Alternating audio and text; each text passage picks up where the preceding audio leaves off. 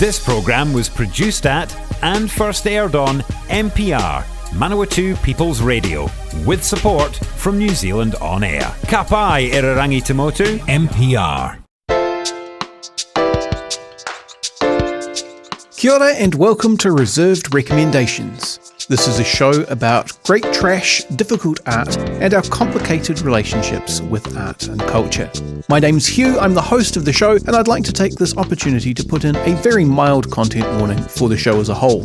Sometimes our recommendations on this show are reserved just because the thing that we're discussing is in some way not good, but sometimes there are aspects of the art or artist that may be confronting for some people.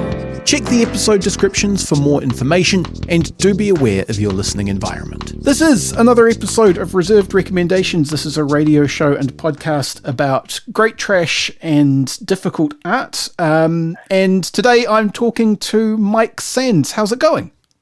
It's good, yeah. Thanks for having me on. Oh, well, thank you for coming.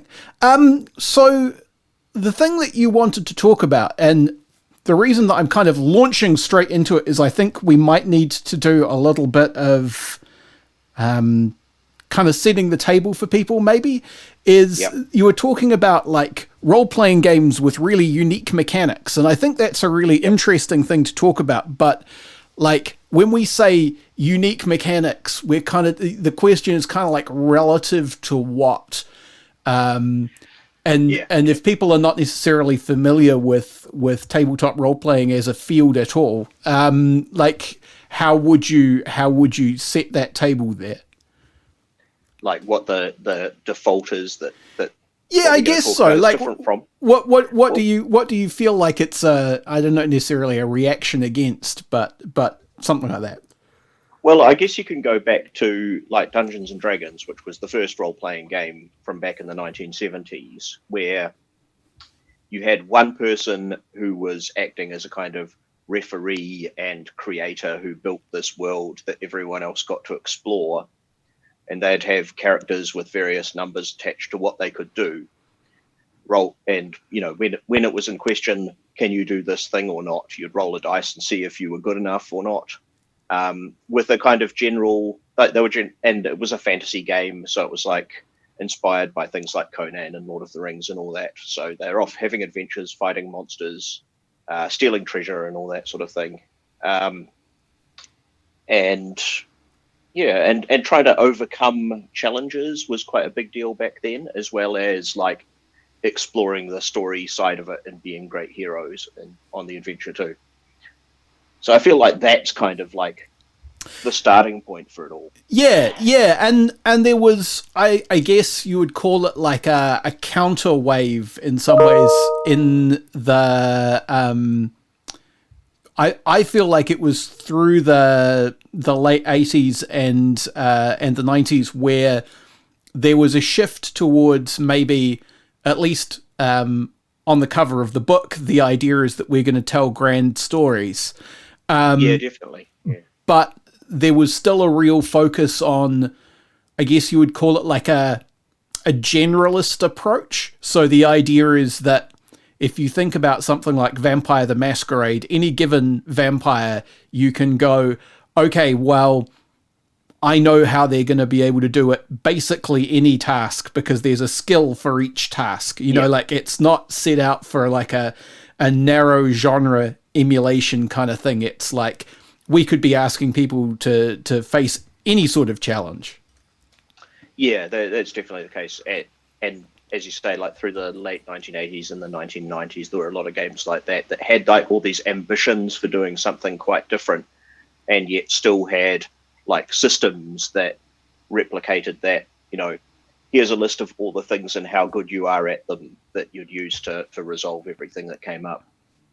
Which, I mean, amongst other things, means that, like, with the amount of, just sticking with Vampire because World of Darkness is probably the non-Dungeons and Dragons thing that I know best. The amount of points that you get to buy competency and skills and how many points you need to spend to be like effective at anything means that like a huge amount of your character sheet in Vampire the Masquerade is unused real estate. Like if you try and put 2 points into everything, then you're going to spend a lot of time having a really, not being able to do very much. And so in practice, you've got all of these things you could do, and you're probably going to want to do 5 of them. Yeah, and it's not the only game like that. I'm thinking too of games like Call of Cthulhu, which is a kind of cosmic horror game, or RuneQuest, which both are based on the same kind of system and like have like a page full listing of all the different skills that your particular character doesn't care about most of.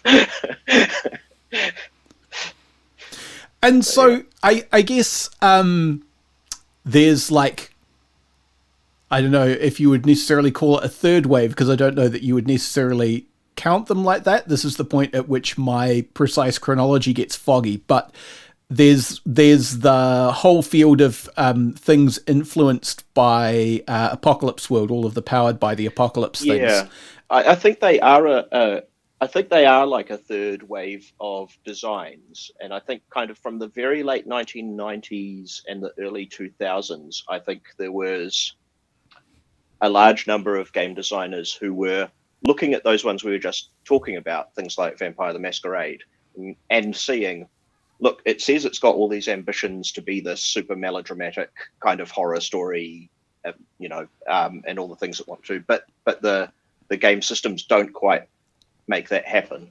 So I think that in that time there was a build of, let's try and find systems that do provide the experience they say they're going to. And I think Apocalypse World might be like towards the tail end of that. I think there were a lot of designs trying that before it came out. But and I was going to say it's the one that's definitely stuck, though, right? Yeah. Well, I think maybe a lot of the lessons from the people experimenting, I think maybe the bakers kind of managed to figure all that stuff out and distill it into a really nice package in that game, which is not to kind of be down on them for their work, because I think it's a great game which does a lot of cool stuff. But it kind of feels more like the culmination of that movement rather than like a pioneer. You know what I mean? And I guess if I was to summarize that right down, the Powered by the Apocalypse thing, it would be you get a playbook, which is like it's almost like a character class, but it's a little bit more evocative and open-ended. And within your playbook, you get just the 5 things that you care about. And you don't worry too much about like having a space for algebra or whatever. Yeah, absolutely. And I think there's another side to it as well, where that design approach means that the rest of the game is only there to support what you're trying to play. And in the case of Apocalypse World, it's kind of Mad Max style action and intention. And like kind of everything in the game is only there if it helps get that feel across. And anything extraneous, like you're saying how good you are at algebra, that's just left out. Yeah, and I guess that's what made it so endlessly hackable as well, is because you can go, okay, well, instead of Mad Max, maybe we do hard-boiled detective stories or Monster of the Week shows. Exactly, and to talk about the one that you had some personal input into. Yeah, exactly. You can go, well, let's not worry about desert supercars. We'll worry about how good you are at flying spaceships or whatever the thing is. Absolutely. And I think that's, as you say, there's been a whole range of games based on that system and that kind of approach, and they've been very successful. So there's obviously something in it. I mean, to the point where it's, and this might be my kind of filter bubble of the sort of stuff that I'm interested in, but it seems to be like kind of edging out D20 as like there was a period where there was a D20, which is like Dungeons and Dragons with all of the Dungeons and Dragons taken out, like Dungeons and Dragons stripped down to the skeleton. There was a D20, basically anything you could think of, and it seems to me now that Powered by the Apocalypse is filling that niche in a lot of ways.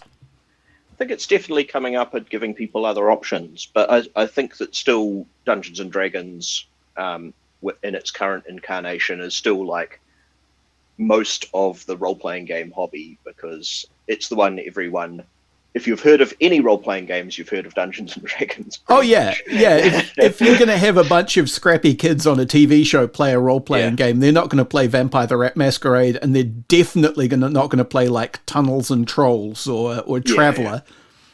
Yeah. Or the games that I was talking to you about to talk about here tonight. So, I mean, to get onto those, I think we've probably done enough table setting. Like, sure. We've kind of talked about how By the Apocalypse gives people the tools to make things more evocative and more, I guess, cinematic.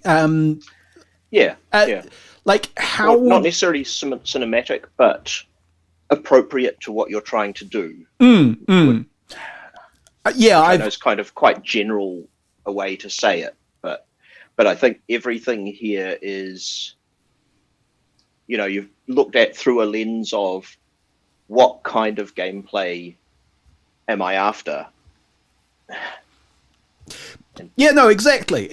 I think that's a really good way to think about it, is to say, like, the games we're going to talk about are games where they've gone, I'm interested in a really specific vibe, and I'm going to, like, hone right down to that. And when I say hone, like, that sometimes that sounds like you're getting rid of things, but some of these games are quite expansive. So one of the games that I mentioned when you brought up this topic was Yazeba's Bed and Breakfast, which is this kind of ever expanding thing, because what they're trying to riff on is like an animated sitcom that you only caught a couple of episodes of when you were about 11, like old enough to have some sense that there was something more complicated going on, but not quite old enough to get it. And so they do lots of things, like there are bits of the book that you unlock by doing other bits of the book, so that, like, by playing through episodes, essentially you become able to do other episodes, and that's like quite alien to a kind of a straightforward, like, toolbox story game. Actually, one of the ones I was going to mention, Sunderwald, has got a similar thing. That's basically, in many ways, it's kind of a pretty typical fantasy adventure story game. But what they've done is they've been inspired by legacy board games, the kind where as you play it, a story plays out and you might change the rules and change the components of the board game. And in Sunderwald, what they've done is all throughout the book, they've got little sections that say, when this happens, do this. And there's places to, like, write your changes into the rule book. So it will kind of be permanently altered by your group's gameplay and what happened to you. Which I thought is a pretty cool variation. And what it's kind of doing is it's taking away, when we go back to that original idea of what Dungeons and Dragons was at the beginning, the fact that there's one person who's the referee and dungeon master who, like, decides what the world's like that you're exploring. Well, in this one, like, any player could, because each of the different unlock things, it might say, when your character does this thing, you get to decide this, or the whole group does, so it kind of brings a kind of collaborative element to how it develops, rather than leaving it all on one person's head, which is good. Yeah, no, I think it is good, and I think that's it's not a reservation in the sense that it's a bad thing, but it does mean that there's an expectation there that I guess players are participating with some sense of how these things work, like some prior experience, or that the game is supremely confident in its own ability to onboard people, which is... I think there's a bit of both. Like, I mean, I think you definitely have to have the buy-in from the group, and you've got to have people who want to do this sort of creation as you play. But also the way it's structured, its unlock things, is they are kind of filtered through experience. Like one of the early ones is for when you pick what kind of character you're going to be, like whether you're a knight or an explorer or whatever. There's a little box at the beginning that says, once someone has played every different kind of character, you invent a new kind. So there's kind of a natural evolution of, of course, by the time you've tried all of them as a group. So you're going to have a good idea what works and what doesn't. Yeah, that idea of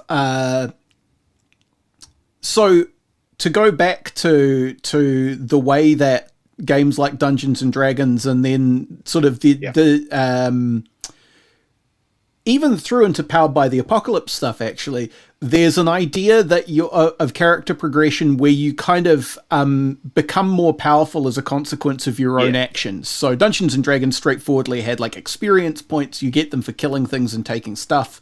And when you have enough of them, you go up a level, and then particular things happen and you get better at stuff. Other games had that where you got experience for doing various other things, and you could maybe spend the points on specific things, but there was this idea that like you do stuff and that gets you things. But the idea that particular kinds of progression are just triggered by stuff that happens as a consequence of having played for a certain amount of time is very interesting. One of the games that I've been looking at and I kind of want to play, but I have no idea with whom, is Wanderhome, which is by the same one of the same people as is responsible for Yazeba's Bread and Breakfast. And Wanderhome has a process where like you play as anthropomorphic animals going on a journey somewhere, and time passes as you do that, and every time you hit a seasonal festival, which is an amount of in-game time which is kind of up to you depending on the vibes, that causes you to have a progression within your character playbook. So just through like a lot of those are more like changes than improvements too, as I remember from reading it. Yeah, and the end point of the track of all of those, so you don't have to do them in order, but if you were doing them in order, the last point is always something that causes your character to leave the party as well. That's right, and kind of settle down somewhere new or something like that. Settle down somewhere new, go off on their own adventure. There's a playbook called The Guardian where you have a ward. So you're like an older person looking after a kid, and you retire and start playing as your kid. That's pretty cool. Yeah. And the thing about that is that they've gone for this very specific, like, I relate it to a very particular, like, fictional passage. There's a bit in the first Moomin book where Moomin Troll wakes up early because Snufkin, his best friend, has whistled outside his window. And he goes down to the bridge, and Snufkin is fishing off the bridge in the dawn and tells him that, like, it's time for me to go off again. And there's, like, this real sense of, like, peace and melancholy both at once. And it's kind of astounding to me how well they nail that, at least in the text. I haven't tried doing it yet. Yeah. To throw in a different version of that, one of the other games I was going to mention is City of Winter from Dianacorn Games, which it's a sequel to another game called Fall of Magic, which I've played a few times and really love. And it's got a fantastic physical presentation, which is absolutely beautiful, is the first thing, including like a big map you unroll as you journey. But the story of this game is that you are a family of refugees fleeing from this magical threat.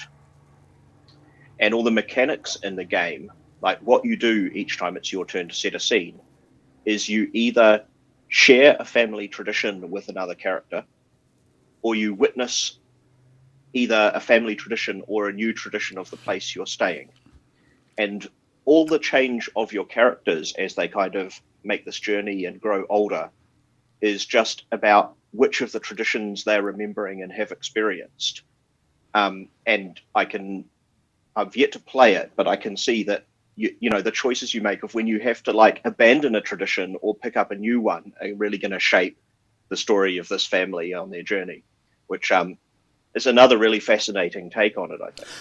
Yeah, no, it is, and it's like the playing around with the barrier, if you like, between the character and the player, I find very interesting. Yeah.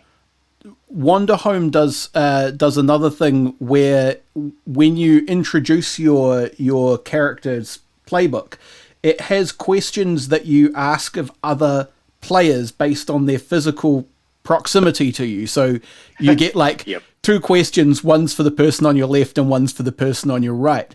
And the reason I think that's so interesting is because like there are games going back that have messed with that sort of thing, but it's interesting to see how it's kind of getting made, I don't know, like, well, getting refined to fit the specific vibe that people are after.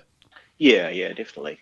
And I mean, I think there's always got to be an acceptance of the fact that you are playing these games as a social thing in a group, right? So, I mean, I guess in these days of pandemics and so on, we're often playing online as well. But, in the traditional sense of you're sitting around a table with some friends. So, yeah, of course, it makes sense to kind of draw that kind of social external thing in and use it when it can help the game do what it's trying to do. So there's a game that I didn't really get. I kind of contemplated spending money on it and downloading it, but life became briefly too much, and so I just kind of looked at the stuff around it. But you talked a bit about this game called Maskwitches. Oh, yep. And I've had like a look at the outside of it, and it looks fascinating. Partly it really is. Because of the way that it's setting out to do things, but partly also because of its kind of visual presentation. So I wonder if you could talk a bit about that one in particular. Yeah. Okay. So the game is Maskwitches of Forgotten Doggerland. It's from Handiwork Games in the UK, and the idea is that you're like these psychedelic witches in the Stone Age in what's now the North Sea, protecting your communities from evil spirits. And the amazing art is from, I think, John Hodgson, who also wrote the game, who's an artist, playing around with some of the kind of art production tools, like Midjourney and things, I think. So he was like trying to use those as a tool to get some really weird images out to fit his idea of these witches, which I think he's done a fantastic job of. The game itself is like, it's in many ways it's super simple. I think you basically define your witch by 1 or 2 things you're good at and bad at. And if you face an obstacle and it hits one of those things you're good or bad at, you roll a single normal 6-sided dice. If it's something you're good at, you fail on a 1. And if it's something you're bad at, you succeed on a 6. And that's pretty much it. So the story's going to be very much of kind of telling the story of what happens with just a super simple way to resolve, when you come up against a difficulty fighting these spirits, how it goes. And there's some kind of strange aspects to it which fit in with how your characters change, because one of the things that can happen is, like, due to your adventures and bad things happen to you, you could become bad at other things. And each bad thing in the game, you have an amulet that represents it. So as your witch gathers these amulets of things that they're bad at, they're kind of increasing those, the number of those. But those can also be used to fight spirits. So they're both good and bad. And the other one is when you discover new things you're good at, those are represented by your masks. But one of the things is, of course, a mask can be shared. You could give it to a different witch for them to use. So you can kind of give away a thing you're good at to one of the other characters, which I think is lovely. And yeah, it is.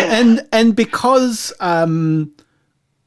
you're dealing in this sort of Stone Age psychedelia, which, I mean, part of the reason that I find this so interesting is that one of my big like hooks that gets me interested in things is folk horror. I really like that. Basically, I like when British people stop being white and start being British. You know, like they stop going, we have no culture and culture is only for inferior people, and instead like digging into the deeply weird stuff that's buried in the background.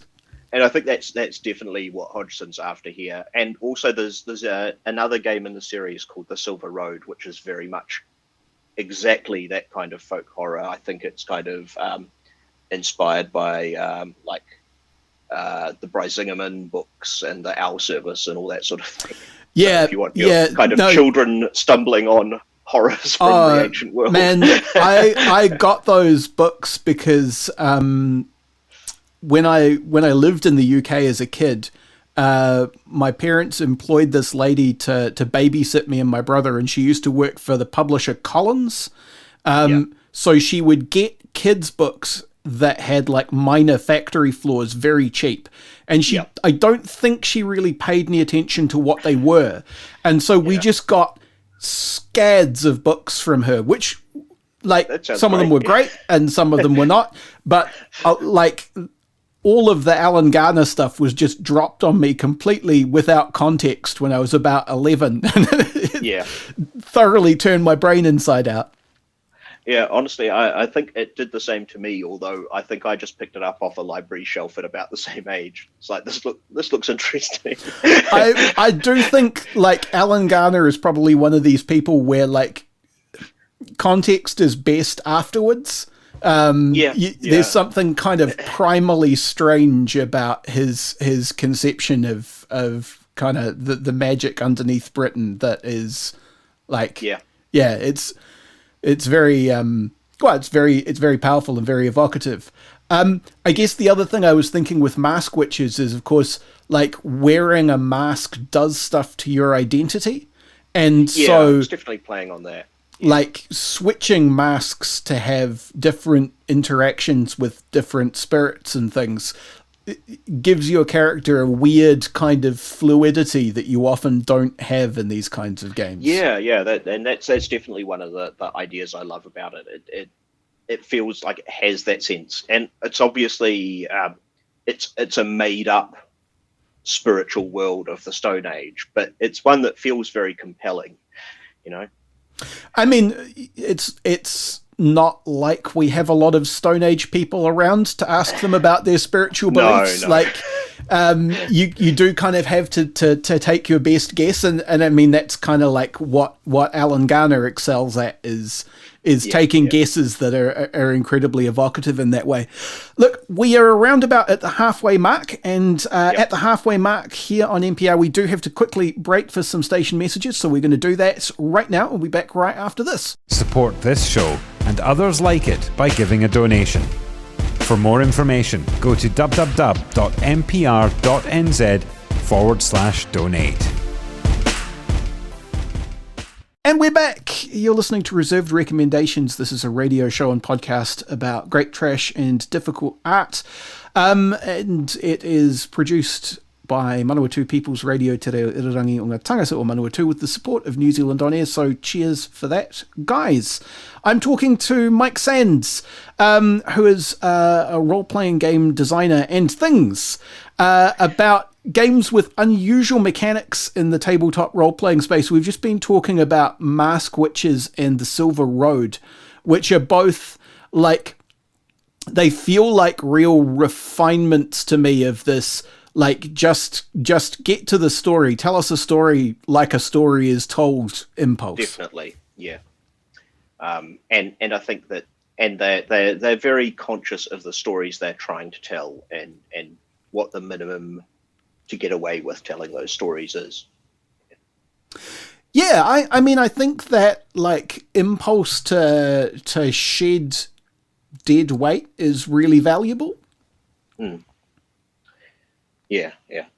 It's, well, I mean, as you just mentioned, I am a game designer, and I find one of the toughest parts of that is chopping off bits of design that don't belong there. It's easier to kind of add extraneous stuff than it is to kind of slim down to what's essential. Yeah, absolutely, and I think, you know, it's particularly an occupational hazard, because if you're someone who designs role-playing games, then you're someone who likes role-playing games, and if you're someone who likes role-playing games who is like approximately our age, then you probably got into the hobby when what was on offer was like, here are 5 pages of charts that tell you exactly what your sword swing did to someone's left kidney. Like that impulse is kind of buried somewhere, you know? Yeah. I think it designing in this kind of context is also something you only get started because you want to tinker with things, and that kind of just gets steadily more out of hand until it turns into a whole new thing. Well, I mean, you know, so this is where my dirty laundry comes into play a bit, I suppose, is that I used to run very odd games for tournaments in Dunedin and occasionally up in Wellington at Capcom. And the impetus behind those was usually just like either being annoyed at something or one wild idea, you know? And then seeing how far you could push it. So, I mean, the discipline of tinkering is something that I really respect. Well, they're not really exclusive. I think you can end up going to the crazy ideas from tinkering too. Yeah. One thing that happened was that I think it was like promotion for a pub or a nightclub or something. It was something quite boring. Maybe it was a TV show. I don't know. But what we ended up making, my brother and I, was this. The concept was that you woke up in various situations, and the phrase "you have 24 hours" was painted in some sort of fluid on a surface that you could see. And you would wake up next to a notebook, which you physically had on the table, which said, "Take notes." The concept was that every time that you ran out of the 24 hours or somebody died, everyone passed their character to the left and the entire situation started again from the beginning. But that was on the basis of someone stickered the whole of Dunedin with all of these stickers that said, "You have 48 hours." And I no idea what it was about, but I just found like this message being everywhere was like really powerful. Yeah. I mean, I don't know that in practice it was necessarily good, but it was interesting. Well, I think with all of these things, I mean, you can't really control where the inspiration comes from. No, and I mean, I guess like like with music, I suppose, the ability to just do something and put it in the world and get feedback for it is more ever present than it ever was, you know? Yeah, definitely. Yeah. So one of the reasons that we're having this conversation is that we're coming up on a big event for Kiwi RPG, which I want to kind of plug in passing, because I don't know that people would necessarily think of New Zealand as a hotbed for role-playing game design, but there's lots of fascinating stuff going on. Like, are you doing anything cool for that? I'm not this year. I don't have too much on for it. But there is definitely a lot of stuff coming out. There's because well, to introduce it to people, there is a little kind of cooperative group that recently got set up called Kiwi RPG, and this publicity week's one of the things we're doing to kind of raise the knowledge of it. So there are a bunch of people involved in that who are releasing new games and bits and pieces for it. There are a bunch of people who are going to put their games on special. There is a bunch of streams and other events like that happening. So there is a lot going on. And anyone who finds any of that even remotely interesting should go and check out kiwirpg.com, which will have a list of all the stuff that's going on the week, which the dates suddenly have gone out of my mind. Is it the 10th to the 18th, I think, of June? Right, so that's coming up pretty soon. Yeah. I get, like, this is sort of sideways of the unique mechanics thing, but one of the things that because I'm sort of looped into the community loosely through past good behavior more than anything, or bad behavior, more than anything else. But as a consequence, I follow a few people who are related to it on Twitter and various platforms. And one of the things that's been really interesting is that it's provided like almost like an official spot for New Zealand, and particularly like Māori commentary on stuff that's happening in the gaming world. Yeah, I think that's one of the things that I didn't have much part of this except being part of some of the meetings that decided it, but one of the objectives of the group is to kind of provide a place where we can comment on things like from a New Zealand or Aotearoa's perspective. And it has come up in a couple of places with things like appropriation of Maori art, and the Kiwi RPG community. One of the jobs we've taken on ourselves is to comment on these things when we see them happening out in the world. But more generally, it's primarily there as a kind of cooperative way for those of us who are involved either in game design or content creation with role-playing related media to like get in touch with each other and share what we've learned and what we know, which so far it seems to be doing really well. I've been doing this for a little while and knew a few of the other people, particularly those in Wellington where I live, who were working in the same area. But since the group's kind of become official and started publicizing ourselves, we've got a whole lot of people coming in and joining who I had no idea were out there. So that's fantastic, just seeing how many people are doing this kind of stuff here. Oh, absolutely. And I mean, to come back to the unique games thing, I think it's amazing how many people like have that really specific vision, or they've come across something that's really specific in that way, to having that really niche appeal, and it's set them off on a path, you know? Yeah. No, there's a lot of that kind of design going on, and it's really great to see. I love it. Yeah, absolutely. I mean, one of the things that I've always like felt is that there is a very particular vibe.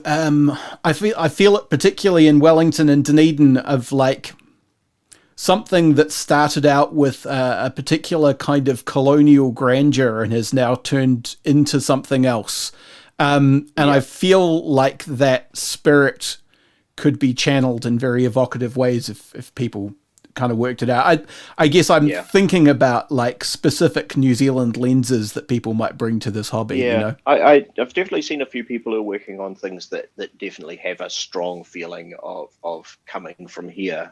I don't think very many of them are kind of published or ready for anyone to take a look at yet, but there's definitely a lot of cool stuff in the works anyway. So yeah, and hopefully that we'll see more of that as kind of it becomes hopefully a stronger community, and indeed for the people who are not part of it even, because there's plenty of other people playing and designing role-playing games out here in New Zealand who haven't come across it yet, I'm sure. Oh yeah, I mean everyone's my day job is around helping people make content and looking at the general podcasting space, and the like proliferation of Let's Play Dungeons and Dragons podcasts within New Zealand is kind of astonishing. Like, there are some who are tied into the Kiwi RPG group. Morgan Davey, who's a past guest. If you would like to go back into the YouTube archives, you can find him talking about the movie Under the Skin. But like, he's done some kind of specifically comedic Dungeons and Dragons stuff, but like there's a huge amount of it that's kind of not even connected to anything. I was actually invited to be a guest on Dice Legends the other week, which is another one based down in Christchurch. That was good fun to take part in and join their kind of weird marathon streaming day, which I think was for one of their anniversaries. Now, a thought just occurred to me, which is, are you familiar, thinking of like unique mechanics, but also like further media expansion sideways? Are you familiar very much with Die? Yes, I am. I've both read the graphic novels and I'm looking forward to the delivery of the game when it finally gets here. Oh, excellent. So for people who have no idea what I'm talking about, there is a graphic novel series called Die, which is about a group of people who are brought back together by their high school dungeon master who says, I've got something special. And they've all kind of gone off and lived their own lives and become like not great and not very happy people. And the dungeon master hands them each a magic dice, at which point they are transported to the world that he came up with when he was a teenager, as far as they know. And they all have to kind of play as their classes to try and figure out what's going on and get home. And it is... And not just like fight the monsters of this fantasy world, but also it's very much about their personal demons from their actual lives as well. And I'm thinking in terms of like the unique game mechanics, the way in which all of the classes are these very evocative and difficult things, rather than give people like, you're a rogue, you're a barbarian, you're a fighter, you're a wizard, you are an emotion knight. When you feel a particular emotion strongly enough, it will charge your magic weapon and you will become unstoppable. And not just that, but like each of the classes you can be is like very, very different to each other. Because if you look at something like the current version of Dungeons and Dragons, there are a lot of different kinds of character classes you can be, but in many ways, like all their different abilities are often doing the same thing, just in different ways. Like it's whether you hit someone with a sword to kill them or blow them up with a spell.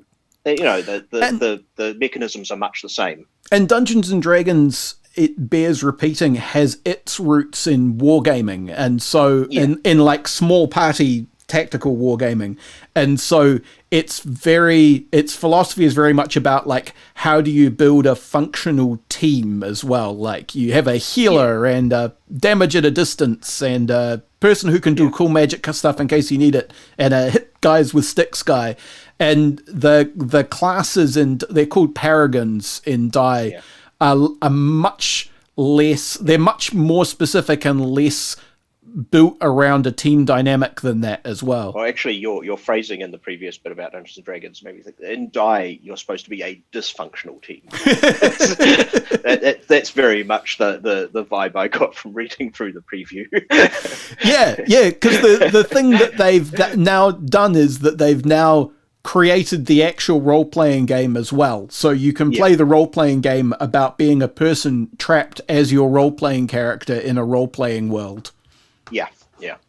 I particularly liked that one of the bonuses for the initial version of the game is even the special magic dice to transport you to the world. They've got some really fancy ones to fit that role. It's really cool. It's really cool. And I've seen a little bit of the demo of it as well. And the thing that I found or I imagined being really powerful, is that people familiar with role-playing games will know that there are a whole bunch of different shaped dice with different numbers of sides than the standard 6. And in die, there's one of each of those, and it is yours. If you are the person who has a 6-sided dice, it is the only one in the game, and it is yours. Yeah. There's some fun little bits, too, about how you pick one. Like, I think it is the character who gets the 6-sided die, I think.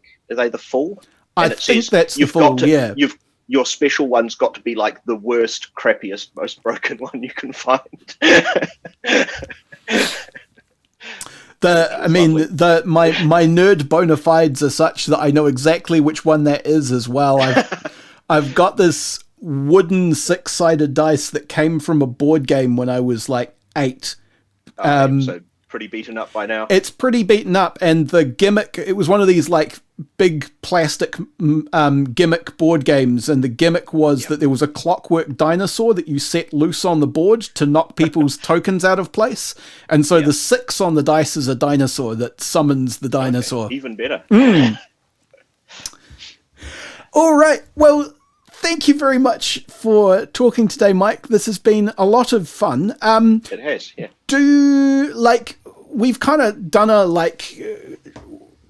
rapid run through a lot of different games and game systems that we mentioned. Are there ones in particular that you would really suggest that people check out? It kind of depends on actually, I think there's a couple of different ways to recommend it. Like for someone who hasn't really done any role-playing games before and is interested in doing something interesting, I would say something like Wanderhome that you mentioned, because that's kind of got a like Studio Ghibli feel that I think most people will be able to relate to. Or maybe something, another one I've got a lot of fun out of recently is the Alien role-playing game, which is another game that's very strongly focused on exactly that thing. So if you're a fan of the Alien movies, that's a great one. Now, if it's someone who has done role-playing games and has played Dungeons and Dragons and maybe something like Call of Cthulhu or Vampire the Masquerade or those sorts of things, and is looking for some different ideas, I'd suggest maybe Ironsworn is a pretty cool one, or its science fiction version, Starforged, which are sort of derived from Apocalypse World, but they're also built so that you can do solo or cooperative play without a game master creating the world for you. And they've got quite a lot of cool ideas in there for those. Or maybe one of the Forged in the Dark games, the original one that started those off is one called Blades in the Dark, which is kind of a weird industrial fantasy in which you are criminal gangs in this horrible city fighting for your place.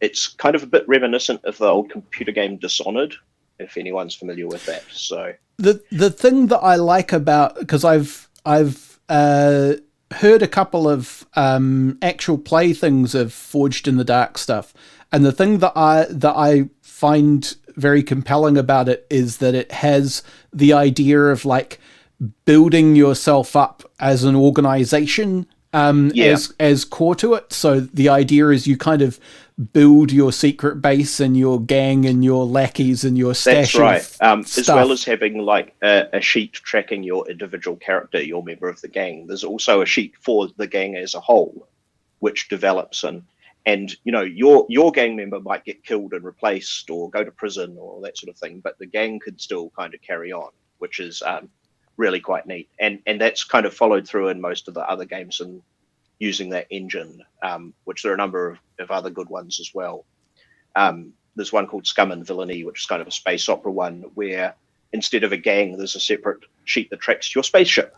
So it's like Firefly or the Millennium Falcon or something like that. And like what your ship is will determine like what sorts of adventures you go on and what things you're good at doing. So yeah, there's lots of cool stuff in those.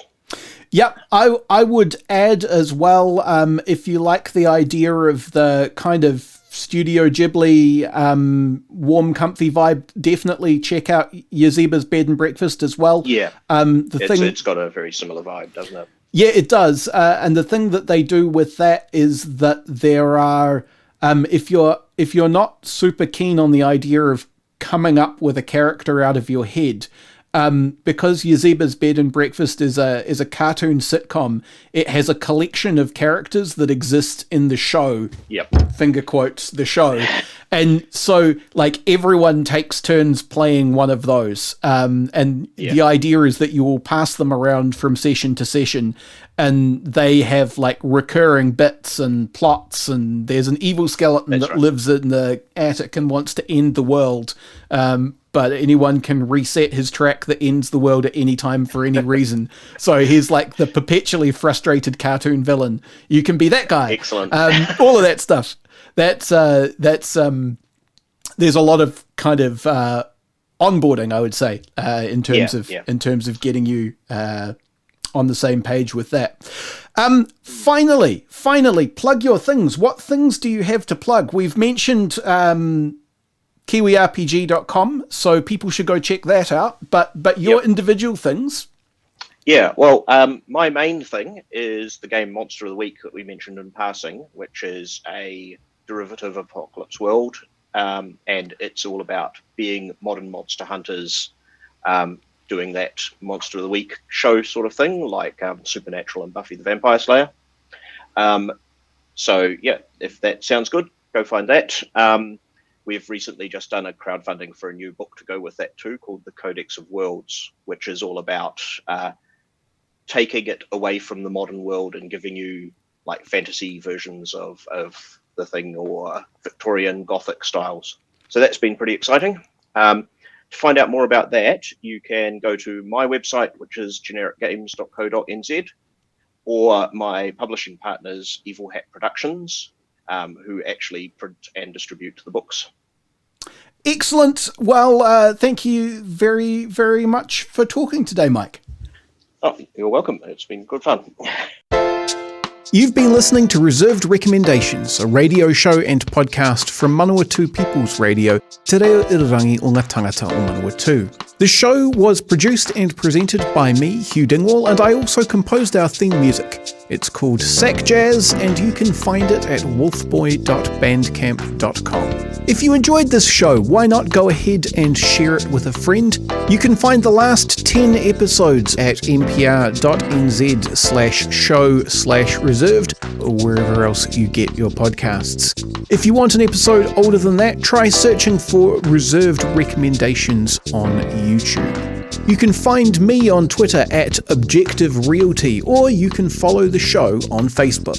And finally, Manawatu People's Radio is a non-profit community access station. If you like this or any other piece of their fine audio programming, why not fling them $1 or $2? You can go to npr.nz/donate for more information on how to do that.